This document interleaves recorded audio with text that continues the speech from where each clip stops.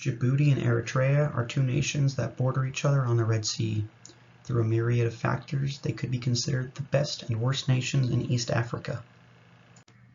One of the most heavily trafficked shipping lanes on the planet goes from the Mediterranean Sea to the Red Sea, then the Gulf of Aden, before the Arabian Sea. While on this journey, ships pass by several less stable nations that often leverage the abundance of shipping for political or economic purposes. Regardless of if it is Yemeni rebels or Somali pirates, those navigating the waters must do so with some level of caution. Nations that have coastlines along this several hundred-mile stretch have lucrative opportunities where they can provide services to those passing through. Many inland African nations also rely on these coastal nations to get their exports to the global market. Two of the lesser-known nations along this route are Djibouti and Eritrea. Djibouti's proximity to Mecca and the rest of the Middle East meant that its people were some of the earliest adopters of Islam on the African continent. Shortly after work on the Suez Canal began, many nations that had neglected to focus on the Eastern Africa quickly scrambled for territory in preparation for the anticipated trade. France purchased Djibouti from the local Somali sultans to gain a place for their ships to dock, making Djibouti one of the few French holdings in East Africa. France had dedicated most of its attention to gaining colonies in West Africa, so Djibouti served as one of the only reliable places for French vessels to port. Its value only increased once the Suez Canal opened, allowing the French to leverage its location to make vast amounts of wealth. Only after decades of pressure to decolonize did Djibouti gain its independence from France in 1977. Unfortunately, due partially to the instability of its neighbors, but also lack of proper representation in government, a rebellion started in 1991. With help from the French military, peace was reached in 1994, and many of the leaders of the rebellion were able to run for public office afterward. After the Suez Canal was constructed, an Italian shipping company purchased Eritrea from the Ethiopian emperor. This land was eventually sold to the Italian government and provided many of the same benefits that France saw from Djibouti. At the turn of the 20th century, Italy began investing heavily in Eritrea, and several of the buildings constructed between 1910 to 1940 still stand and are protected by the government to this day. During the Second World War, the British took Eritrea from Italy. Once the war was over, talks began over Eritrean sovereignty. Early in UN discussions, Ethiopia expressed its interest and intent in reclaiming the area, and the UN, not wanting to get mired in the politics of the religiously and ethnically diverse Eritrea, allowed it to fall under Ethiopia. This almost immediately resulted in a 30-year civil war from 1960 to 1991. During the conflict, the Chinese expressed sympathy for the Eritrean rebels and began training and arming them. Eritrea would eventually win its independence. However, its relationship with Ethiopia still saw frequent border disputes that would go hot on occasion. This, with many of its disagreements carrying on to the present day. Presently, Djibouti is one of the most stable and wealthy nations in the region. While all of its neighbors are embroiled in conflicts both internally and externally, Djibouti is on relatively good terms with everyone. Djibouti never had a falling out with France, and to this day hosts military installations from them, the Chinese, the Americans, and the Japanese on its soil. This ensures that any who would attempt to endanger Djibouti would also effectively be acting against the best interests of several of the world's strongest militaries. To ensure that these foreign relations are maintained, Djibouti is also active in global politics, willing to implement social policy that promotes human rights in line with the UN and many Western allies. This is the added benefit of countless aid programs able to enter Djibouti freely, benefiting the population and increasing revenue for the government. Djibouti still experiences massive inequalities and human rights violations, but since it, unlike its neighbors, shows up to the table and is willing to make minor concessions, it is viewed far more favorably by the global community than any of the other nations in the region. Djibouti's neighbors' instability often benefits the nation, but that does not stop conflicts from spilling over into its borders.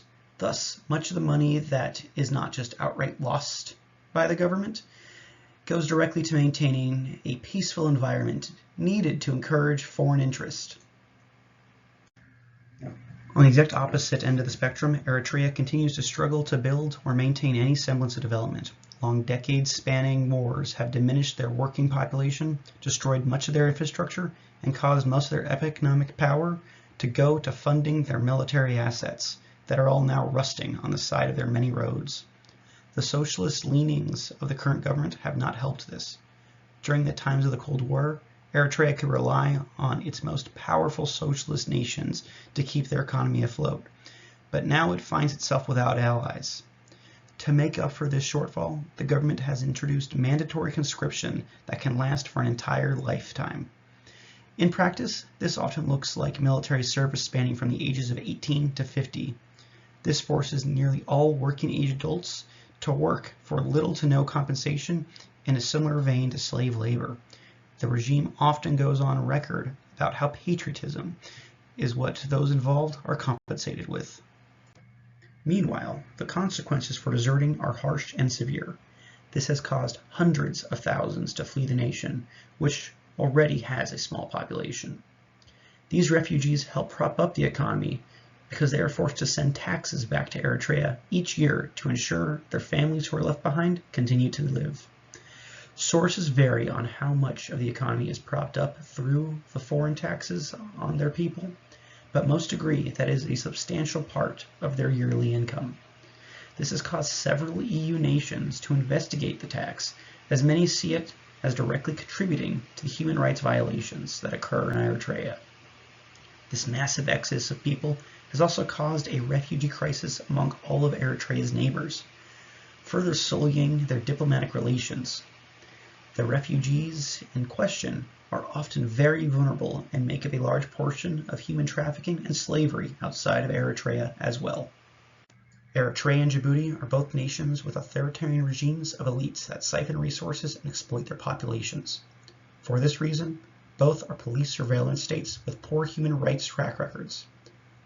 Eritrea imposes control by limiting access to basic goods for its people, intentionally keeping them poor and dependent on their government, as well as holding families hostage through mandatory conscription to ensure the loyalty and compliance of all of its citizens. Djibouti, by comparison, is significantly better, but still not ideal. Its control is through electronic and technological means. It has robust camera and police networks used to maintain peace in its urban centers and around areas of value. This has the added benefit that internet, cell phones, and other devices and technologies are frequently available to the wider population, and often at reduced costs to the people. This is because the government often trades with China, upgrading their equipment and providing the hand-me-downs to their people.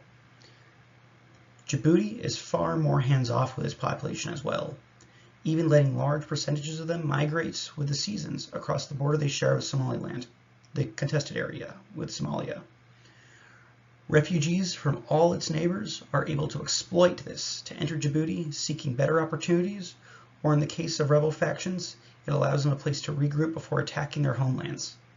Naturally, addressing over 4 refugee crises simultaneously is a drain on resources and often diminishes the internal stability.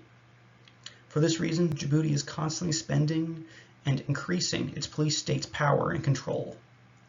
They fear that should the situation become too chaotic, the foreign investment and interest they have monopolized for so long will be put at risk.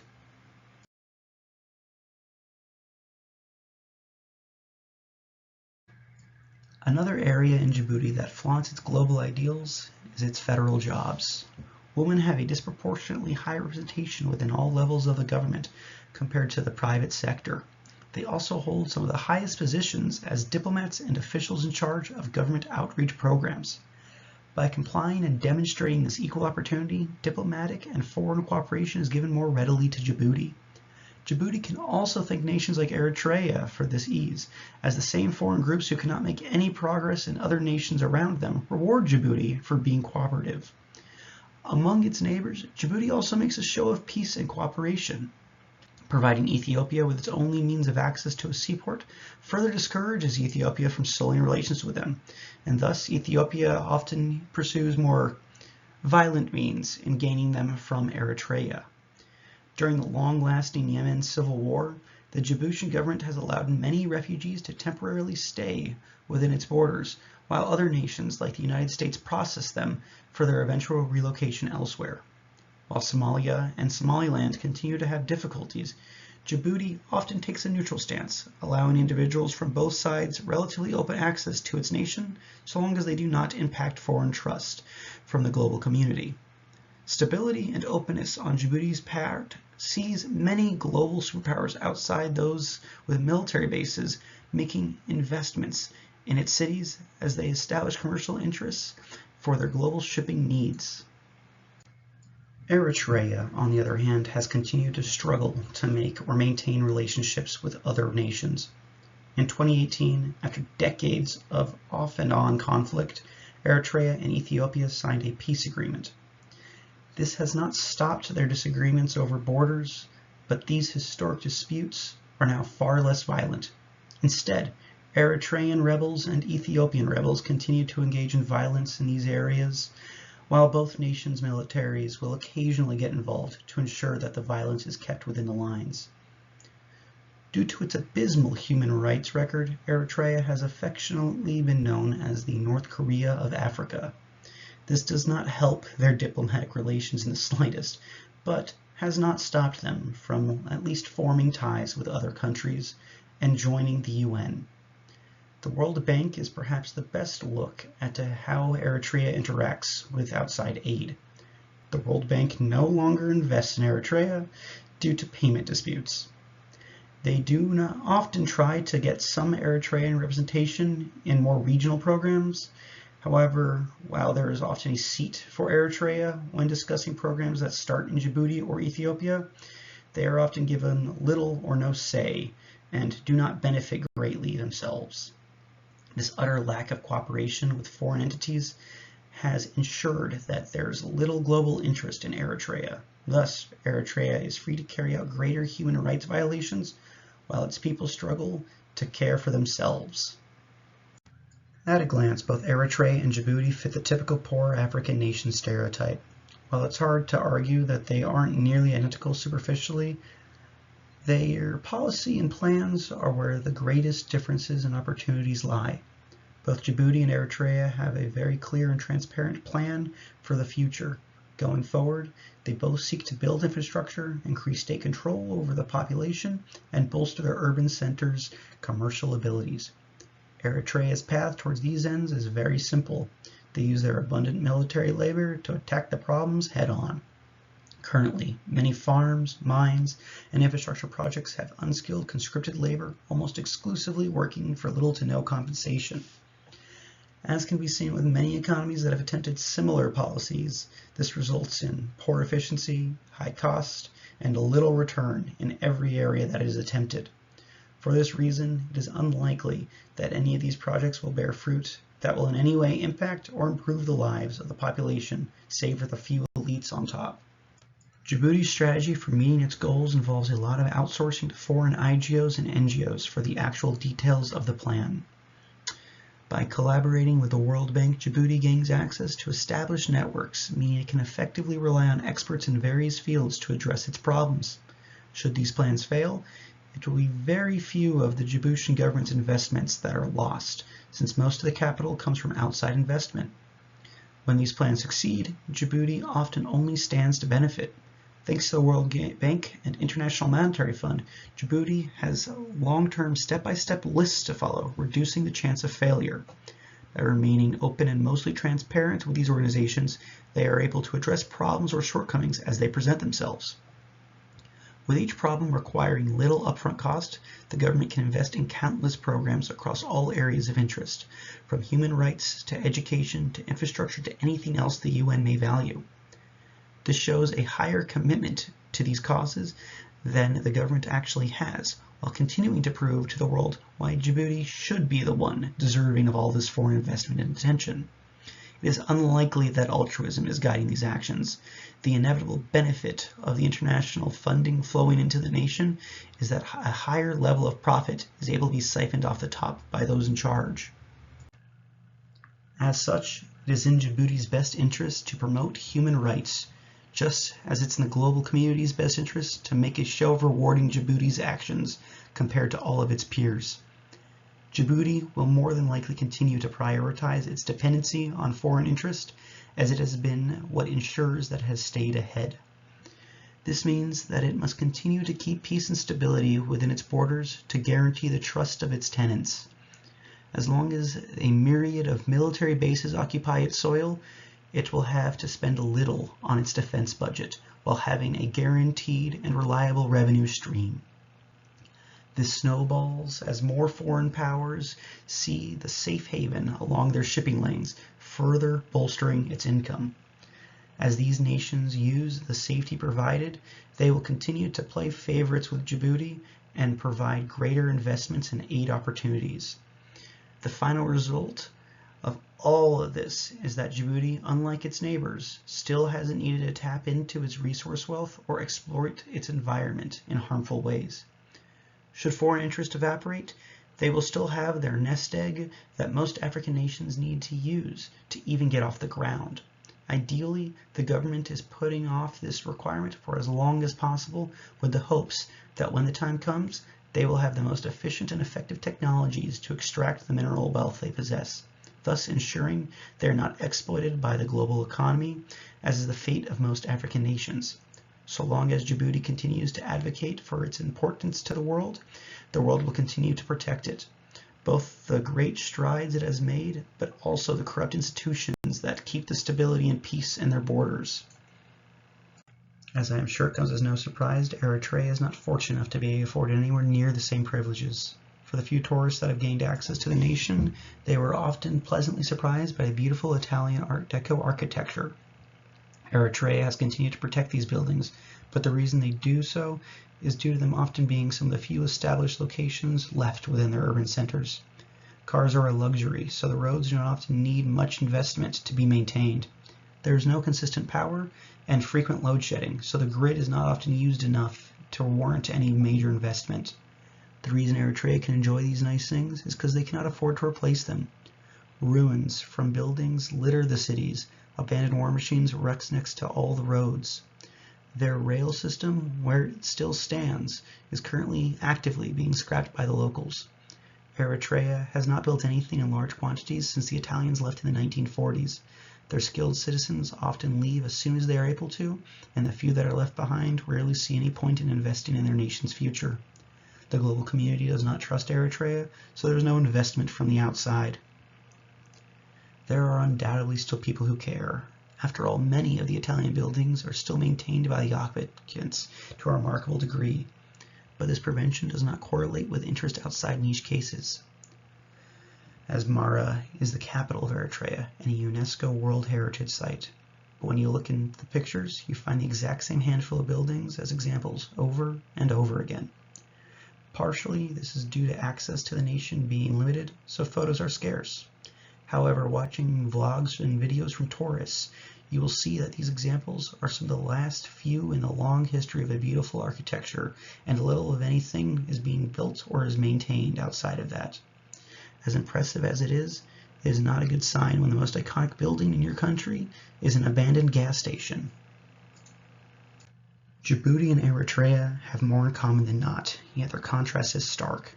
Both are experiencing positive feedback loops from the actions they took starting in the 90s when their elected presidents came to power. As Djibouti has gotten better, it has improved faster. As Eritrea has languished, the fall has become more severe. While both nations are struggling with the corruption of their governments, neither think they can afford to change their ways. Djibouti, however, has found a way to spin its reality into something palatable to the global community and is thus as close to thriving as a nation could possibly be, considering the area. Djibouti serves as a shining example compared to all its neighbors, and as a sustainable, profitable, and safe nation capable of earning the respect of the most powerful nations on the planet. Eritrea serves as the exact opposite, showing what happens when you are admonished by the international community and barely considered legitimate even by your own people. There's an old saying that the right thing done for the wrong reasons is just as bad as the wrong thing done for the right reasons. In the case of those who live under the Djiboutian regime, I think they consider themselves lucky that they are not Somali or Yemeni, and especially not Eritrean. Through a willingness to be dependent on foreign powers, Djibouti has been granted access to all the resources it may need to modernize. it still manages to improve and adapt despite the corrupt leadership's best efforts to exploit its people. Unlike many nations caught up in dependency theory, Djibouti chooses to embrace modernization theory, as the resources it's providing them are not just tied to the extraction of wealth like many of their fellow African nations. Djibouti is also able to exploit global powers to gain vast wealth instead of the common occurrence where smaller, weaker nations are exploited themselves.